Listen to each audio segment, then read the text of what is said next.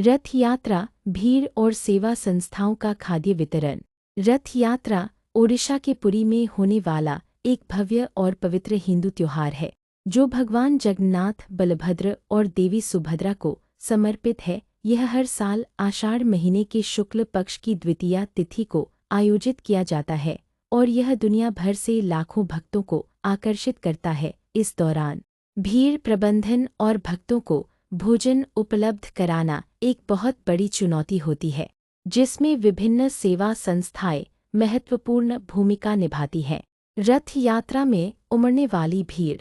रथ यात्रा के दौरान पुरी में अत्यधिक भीड़ उमड़ती है। लाखों भक्त भगवान जगन्नाथ के रथों को खींचने और एक झलक पाने के लिए एकत्र होते हैं। यह भीड़ इतनी विशाल होती है कि भीड़ नियंत्रण और सुरक्षा एक प्रमुख चिंता का विषय बन जाती है। प्रशासन को भीड़ को सुव्यवस्थित रखने के लिए व्यापक योजनाएं बनानी पड़ती हैं, जिसमें विशेष बैरिकेडिंग, स्वयंसेवकों की तैनाती और निगरानी शामिल है। गर्मी और उमस भरे मौसम में इतनी बड़ी भीड़ के लिए पर्याप्त पानी और बुनियादी सुविधाएं सुनिश्चित करना भी एक बड़ी चुनौती होती है। जय जगन्नाथ स्वामी की जय।